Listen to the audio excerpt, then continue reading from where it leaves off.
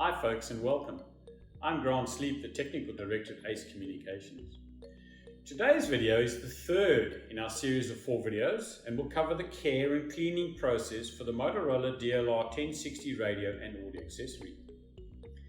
Motorola Solutions have provided recommended cleaning and disinfecting guidelines for their radios and accessories based on their current and best understanding of radio hygiene. Let's take a quick look at the cleaning guidelines as laid out in that guide. Folks, the first thing you need to do before you start cleaning your radio is please remove its battery. Do not clean a unit that is powered. Motorola recommend that our first step is to apply a 0.5% detergent to water solution. I'll say that again, 0.5% detergent to a water solution with a soft cloth. So you need to find yourself a soft cloth and wet the cloth with a solution, okay?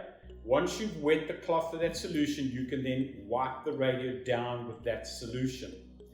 You can use a soft brush. We use a little toothbrush to get in and clean around the ingress areas of the radio, okay?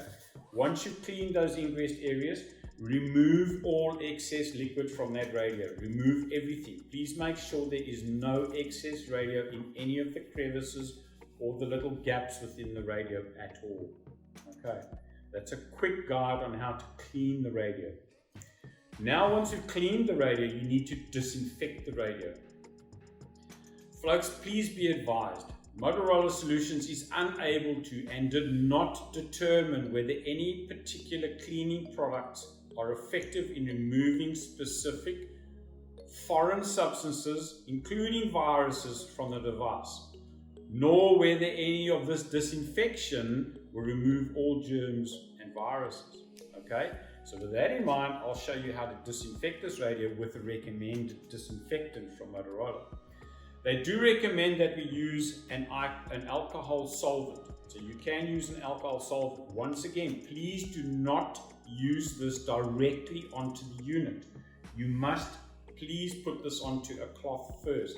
So take yourself a soft cloth, put a drop of the solvent onto the soft cloth. With that solvent, you can now disinfect the unit. Okay, go across the unit, disinfect the unit completely. Once you've disinfected the unit, it's now considered to be disinfected and clean. All right. You can now replace the batteries, power the unit back up, and it's ready for use for the next person. All right.